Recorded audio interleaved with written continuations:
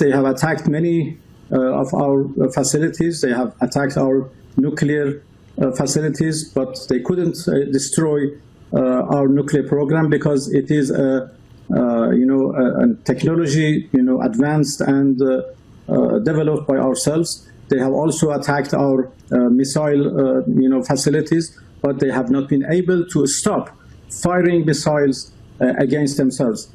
So the firings continues, and we are prepared.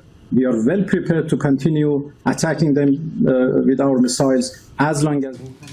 Pemirsa, juru bicara militer Iran mengeluarkan peringatan keras kepada Amerika Serikat dan Israel. Pihaknya menyatakan jika perang berlanjut bisa mendorong harga minyak di atas $200 Amerika Serikat per barel.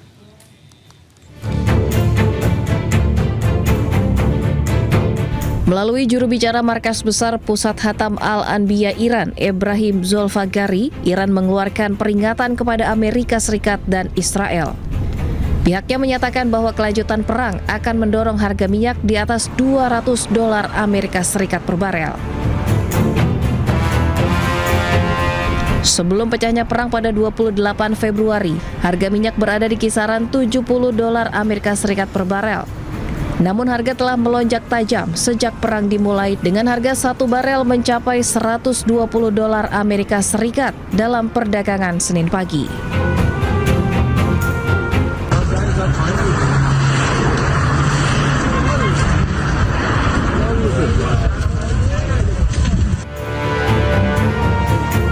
Ebrahim mengklaim bahwa Amerika Serikat dan Israel menargetkan bagian dari infrastruktur bahan bakar energi dan pusat-pusat layanan milik rakyat dalam serangan mereka. Pernyataan ini merujuk pada serangan Israel terhadap fasilitas minyak di Teheran pada Sabtu malam. Pihaknya menambahkan pasukan Iran sejauh ini masih menahan diri untuk tidak melakukan tindakan serupa. از دولت‌های کشورهای اسلامی انتظار می‌رود هرچه سریعتر آمریکای جنایتکار و رژیم وحشی صهیونیستی را از چنین اقدامات بزدلانه ضد بشری برحذر دارند تا شعله‌های آتش و جنگ بیش از این گسترش نیابد. در غیر این صورت اقدامات مشابهی در منطقه صورت خواهد گرفت و اگر تحمل نفت بیش از بشکه‌ای $200 را دارید این بازی را ادامه دهید. Sebelumnya, akibat ledakan di kompleks penyimpanan bahan bakar yang digunakan oleh Angkatan Bersenjata Iran, membuat jalanan di sekitar Teheran juga ikut terbakar, hingga membuat warga panik. Kementerian Perminyakan Iran mengatakan ada 3 depot minyak yang diserang Israel, yakni di daerah Kohak, Shahran, dan Karaj. Usai depot minyak diledakkan Israel, awan hitam menyelimuti Teheran ketika asap tebal terus mengepul. Warga diminta tak keluar rumah karena hujan yang turun tercemar mengandung asam yang berbahaya.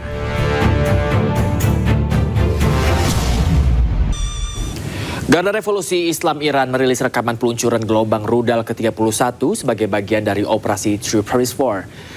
Saling balas serangan Amerika Serikat dan Zionis Israel dan juga Iran hingga kini masih terjadi setelah perang dimulai pada akhir Februari lalu.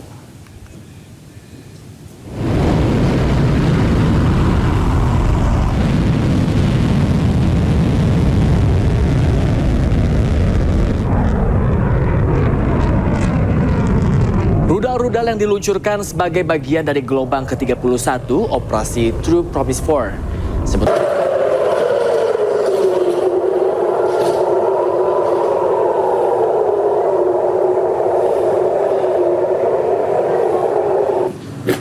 Sirine dan ledakan terdengar di Tel Aviv ketika Teheran melanjutkan serangan balasan di tengah operasi Amerika Serikat Zionis Israel yang sedang berlangsung.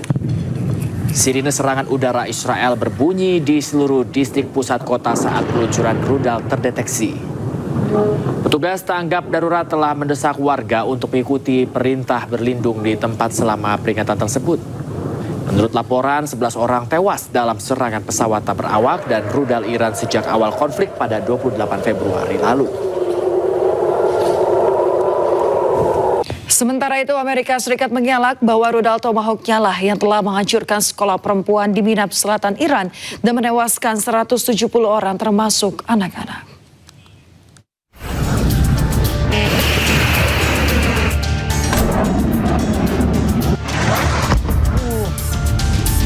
Serangan rudal Tomahawk menghancurkan sebuah sekolah perempuan di Iran. Pihak Amerika Serikat dinilai sebagai pihak yang paling bertanggung jawab atas serangan ini. Dalam sebuah konferensi pers, Presiden Amerika Serikat Donald Trump menyatakan bahwa Amerika tengah menyelidiki serangan tersebut. Trump seolah ingin mengatakan bahwa ada pihak lain yang seharusnya bertanggung jawab. Tomahawk missile likely destroyed that Iranian girls' school. So will the U.S. accept any responsibility? Well, I haven't seen it, and I will say that the Tomahawk, which is one of the most powerful weapons around, is used by, is sold and used by other countries, you know that. And whether it's Iran, who also has some Tomahawks, I wish they had more, but whether it's Iran or somebody else, the fact that a Tomahawk is very generic, it's sold to other countries, but that's being investigated right now.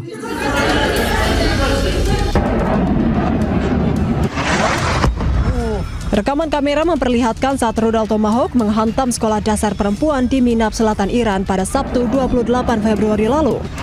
Rudal Tomahawk merupakan rudal yang kerap digunakan Amerika Serikat. Media Iran melaporkan sekitar 170 orang termasuk anak-anak tewas dalam serangan ini. Israel mengklaim tidak mengetahui operasi di daerah tersebut, sementara Trump secara eksplisit menyalahkan Iran.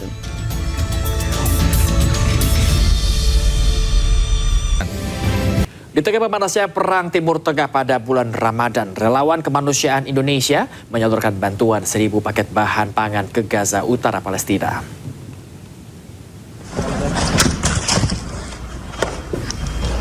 Saluran bantuan ini diberikan oleh Lembaga Kemanusiaan di Indonesia demi keberlangsungan solidaritas Indonesia terhadap Palestina.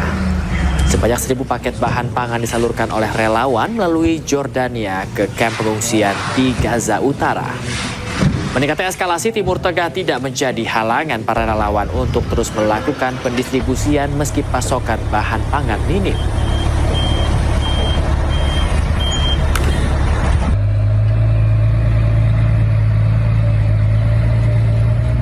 Sebagai bagian dari operasi True Promise 4, saling balas serangan Amerika Serikat dan Zionis Israel dan juga Iran hingga kini masih terjadi setelah perang dimulai pada akhir Februari lalu.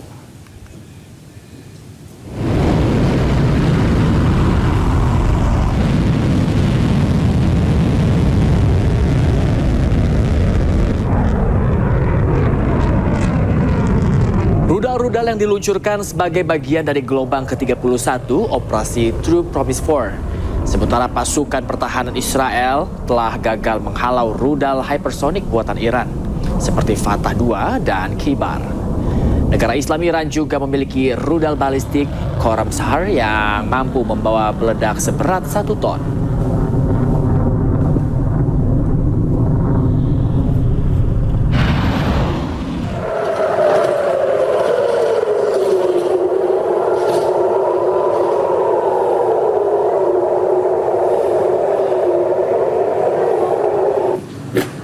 Sirine dan ledakan terdengar di Tel Aviv ketika Teheran melanjutkan serangan balasan di tengah operasi Amerika Serikat Zionis Israel yang sedang berlangsung. Sirine serangan udara Israel berbunyi di seluruh distrik pusat kota saat peluncuran rudal terdeteksi. Petugas tanggap darurat telah mendesak warga untuk mengikuti perintah berlindung di tempat selama peringatan tersebut. Menurut laporan, 11 orang tewas dalam serangan pesawat tak berawak dan rudal Iran sejak awal konflik pada 28 Februari lalu.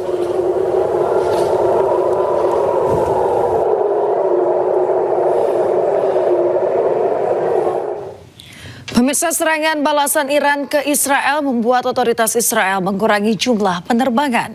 Hal ini memicu kericuhan di Bandara Ben Gurion Tel Aviv yang dipenuhi warga yang panik hendak menyelamatkan diri keluar dari Israel.